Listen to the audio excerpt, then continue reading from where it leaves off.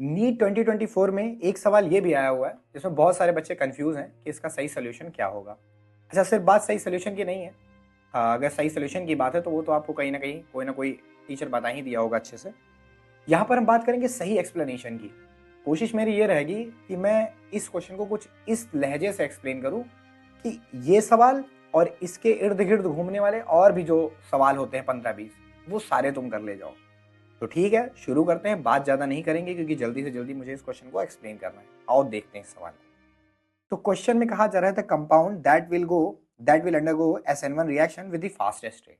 तो सबसे पहले SN1 रिएक्शन कौन करेगा?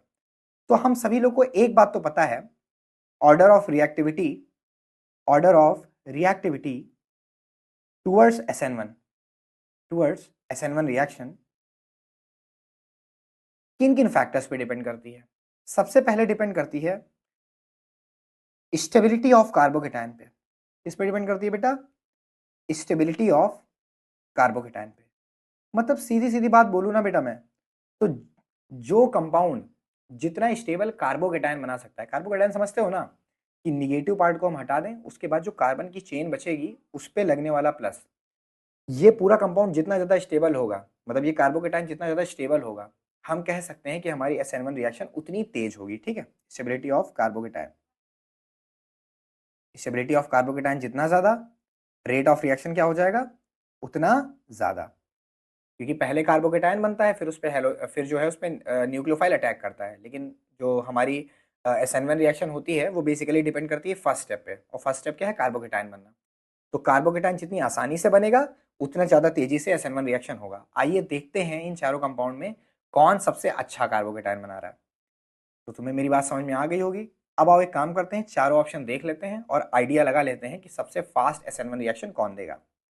तो देखो, अगर हम नीचे से शुरू करते हैं, देखो अगर यहाँ पर कार्बोकेटाइन बनेगा, अगर हम इस ब्रोमीन को हटाएंगे तो यहाँ पर आएगा प्लस चार्ज, और ये कैसा कार्बोकेटाइन है? 2 डिग्री कार्बोकेटाइन। ठीक है भाई। अच्छा, यहाँ पे अगर हम इस ब्रोमीन को हटाते हैं तो यहाँ पर जो कार्बोकेटाइन बनेगा, ये देखो यहाँ पे प्लस आएगा।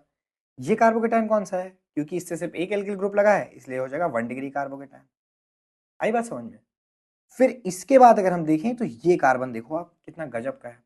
देखो, इससे एक एल्किल चेन इधर जा रही है, एक एल्किल चेन इधर जा रही है, और सबसे बड़ी बात, जिसके बगल में जो कार्बन है वो sp2 हाइब्रिडाइज्ड है, मतलब ये बेंजाइलिक ग्रुप हो गया। कौन सा ग्रुप हो गया? बेंजाइलिक।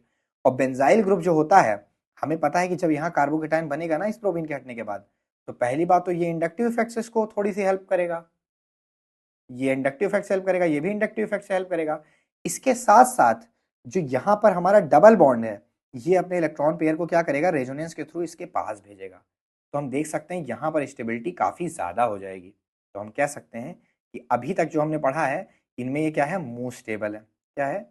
Most stable. अच्छा, यहाँ देखते हैं, अगर ये ब्रोमीन हटेगा तो यहाँ पर प्लस चार्ज आएगा, जिसको रेजोनेंस के द्वारा डिलोकलाइज करवाया जाएगा। तो कहीं ना कहीं ये भी स्टेबल है, बट इससे ज्यादा स्टेबल नहीं है। बेंजाइलिक वाला सबसे ज्यादा स्टेबल हो गया। तो इसका सही आंसर क्या हो जाएगा? सेकंड। क्योंकि इसमें भाई सिर्फ रेजोनेंस लग रहा है। अगर हम फर्स्ट ऑप्शन की बात करें तो इसमें सिर्फ रेजोनेंस लग रहा है, जबकि जो हमारा सेकंड ऑप्शन है इसमें रेजोनेंस के साथ साथ इंडक्टिव इफेक्ट भी लग रहा है। तो आई होप तुम्हें सवाल समझ में आ गया होगा।